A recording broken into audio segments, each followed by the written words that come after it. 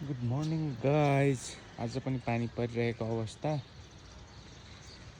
सिमसिम पानी परिरहेछ अहिले काठमाडौँ उपत्यकामा।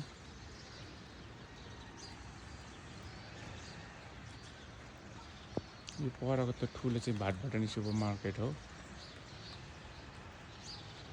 यो साना गाउँको सुपर मार्केट, भाटभटानी सुपर मार्केट। यहाँ चाहिँ यस्तो पानी परिरहेको अवस्था, बिजोग रमाइलो भइरहेछ। एकदम रमाइलो पनि छ, जाडो पनि भइरहेछ। पानी परिरहेछ, म भिजिरहेछु। इस्कुसको रुख,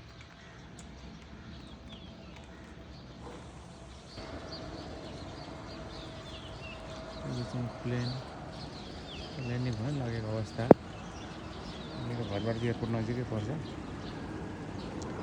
यस्तो पानीको बावजुद पनि ल्यान्डिङ हुन लागिरहेको छ भने बहुत राम्रो काम हो।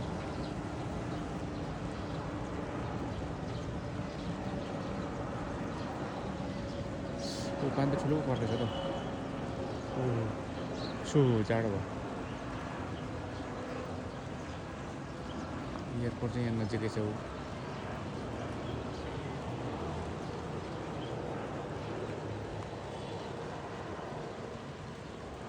हामीले